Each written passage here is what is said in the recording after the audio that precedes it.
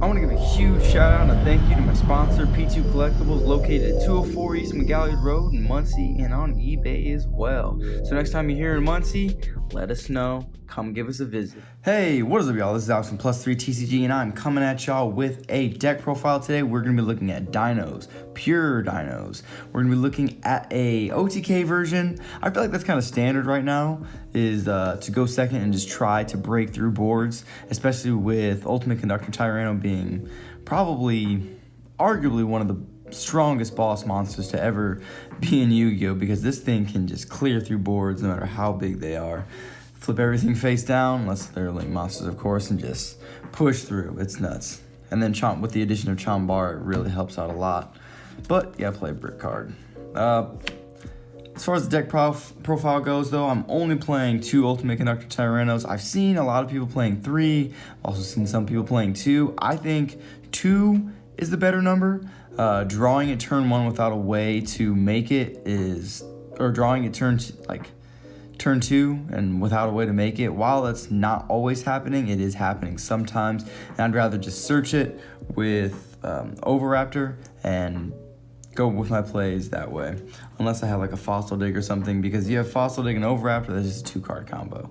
2-card OTK, because you can make Chambar and Ultimate Conductor Tyranno, and that is well over 8,000. If there's no monsters on the board, of course. And then we're playing the obligatory 3 Overraptor. Move this out of the way. Can't really play the deck without this card. This card is absolutely amazing. It's your searcher of the deck, and if they, for some reason, Fossil Dig you, you can still make a Chanbara, and that's pretty good because you can just pitch miscellaneous from deck instead. Giant Rex, 2 of these. I feel like this is also a very good card. Even playing more than 1. I know after you use it to banish from grave, unless you have another one, I guess, loaded up for next turn, 1 is usually good enough. 2 is for the grindier games, and in case you ever need to special summon an additional level 4 with a miscellaneous, if you have the graveyard for that, you can do that. 2 Babysaurus. So I feel like playing a Petit Ranodon is a potential as well, because there are times where you want to pop it and summon out Dogoron, and that is pretty much the only reason to play Petit Ranodon. I feel like playing 2 Baby is good enough. If you want to play a Petite, go ahead. 1 Miscellaneous, obviously. And then the 1 Garlic Aioli. Haven't seen this card in a while because most decks aren't playing it because it is a brick. However, I absolutely love the extension that this card can give you, being just a 2-card combo. If you have Miscellaneous and Overraptor, or Overraptor and Ultimate Conductor Tyranno, you got it right there. It is pretty nice. And then 1 Overtext Qualis. This card is, it could be 2, but I feel like 1 is good because once you use it, you usually can have game by that point because you are just pushing for so much damage with Ultimate Conductor Tyranno. Then we have a Kaiju package, playing 1 Dogoron, 1 Gameciel, and 1 Kumungus. We just want stuff that can get over each other, so this gets over Kumungus gets over Gameciel. And for the hand traps, playing 3 Ash, 3 Ogre, and 3 Droll. I think these are the best hand traps right now. Ash, obviously, Ash and Droll definitely being probably the best, and the most, I guess, arguable one is Ghost Ogre. This one doesn't touch as much stuff, but it hits a lot of rogue as well. So if you're local scene, I guess this is probably the better choice. Or Effect Veiler. I think that's also very good. If you want to play budget, I guess you don't have to play any of this. You can play like 3 Skullmeister, 3 Effect Veiler, and I don't know, 3 DD Crow. Though that's pretty budget. It's probably not going to get you there, but because these are just arguably way better. There's not really an argument there. These are just way better than those. They touch a lot more decks right now. That's the monsters. We got 3 Fossil Dig, pretty standard. You just want to see this card. Getting drolled afterwards kind of sucks, but like I said, even if you get drolled upon the search of Overraptor, you can still send a miscellaneous, still get out a Chambara, which can still push for damage. But you really don't want to do that unless you have game. You really don't want to go for Chambara unless you're making that push for game, because just clearing 2 monsters off the board, or doing like 22 and then 24 direct without ending the game and just ending your turn with the Chambara is kind of bad. For other starters, Terraforming, because that's getting us into our Lost World. We got Foolish Burial to send the Miscellaneous or the Qualis. 1 Gold Sark, because it's essentially just a 3rd copy of Giant Rex, because that is the only card that we are sending with this. Then we are playing 3 Double Evolution Pill. Opening this is, for the most part, alright, because we're playing so many hand traps that there's a really good chance that we are going to be able to activate this. Even if we don't have, I guess, like getting it with Qualis, I guess. If you draw it, that's cool. If you get it with Qualis, it's even better. 3 Lost World. This is so underrated. Such an underrated field spell. I know Diagram with Dinos works really well, but Lost World, oh my goodness. This really kind of hurts True Kings, at least in the matches that I've been playing against them, because they can't target anything. Because on most occasions, I'm summoning a token every single turn, and if I'm going second, I'm pushing through their board. They have a hard time being able to maintain any kind of advantage if they can't target anything while they control a token.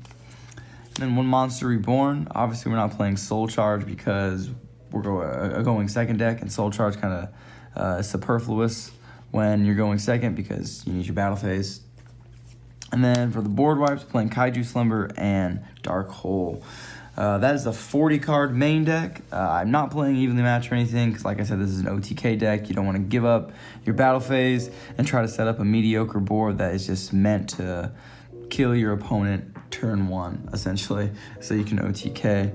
And these just help facilitate that. Cool thing with Lost World, if they have like a token and you have nothing, and you have Lost World up, you can still Kaiju Slumber, save that, and destroy another one of their monsters, and still get the effect from Lost World, from saving the token, and still get to resolve Kaiju Slumber, which is pretty nice.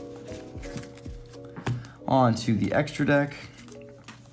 Chambara. These are the cards you're probably making the most. It's Chambara and Black Rose. It's really easy to make, especially when you're playing so many level 3 hand traps, playing 6 of them. This you're not making as much as Chambara, but Chambara is for sure the MVP of the extra deck. Next to either Dolka and Lagia. You're still making these, but you're trying to OTK. If your opponent is also playing going second deck, they're probably gonna make you go first. So setting up a Dolka and a Lagia, or Lagia, is pretty good, but Chambara is probably getting made the most. But Guska, just good for the floodgate effect. Same thing with Abyss Dweller, Spot Removal, Tornado Dragon, heavy back row decks. We're probably trying to go into the Lightning package so that we can push through. Diamond Dire Wolf is pretty nice because you can just, if you have like 2 dinos on the field and you need to clear something, you just make Diamond Dire. And if you have, this is also for if you have Ultimate Conductor in hand, make Diamond Dire, get the dinos into the grave, get a card off the field, and then make Ultimate Conductor Tyranno to push through even more. And this is my spicy tech. Well, this is my spicy tech. Gustav Max is kind of standard. This is where it gets kind of weird because if I'm making 2, I should be trying to push through with that. But if that doesn't work, or push through, if I'm making 2 Ultimate Conductor Tyrannos, I should be trying to push through with that. But if I can't, obviously I'm trying to go for the damage. And then another cheeky card to make is number 35, and then going right into 7 Sins. This is just such a big boy, and its effect is pretty cool. Just a personal tech of mine. You're not really making it very often. You're actually almost never making these, but it's an option for you because the extra deck does not matter really. Everything is just there for the just in case. Underclock Taker. This actually comes up more often than not. This is another card that's getting made a lot because you can just put Ultimate Conductor Tyranno under this. Make one of their big monsters to 0 because there's not much that has 3,500 attack. So I'm lowering most of their monsters to 0. Attacking if I didn't flip that monster down, like let's say it's a Saryuja or something, if I flip the rest of their board down, that's usually game because it's 35 to the Saryuja and then 1,000 to a couple other monsters. Underclock Taker, very, very good card in this deck. And then Deco Talker, the card you're probably never really making. I guess it's cool if you can extend that much and keep Deco Talker on the board where you're making like 2 rank 4s or rank 4 in Chambara, but that's really never happening. You're making Underclock Taker more times than you are making this Link monster. But that is the deck profile, y'all. I'm really happy to put Garlic Aioli, aka Jirok Aiolo, back into the main deck, even though we're playing one more brick card. I guess if you didn't want to play that card, you could just cut Chambara and put another Ultimate Conductor Tyranno in there if you'd like. But I really like the ratios that I'm playing with right now. Let me know what you think down in the comment section below. And this is Alex from Plus3 TCG. Signing out, y'all.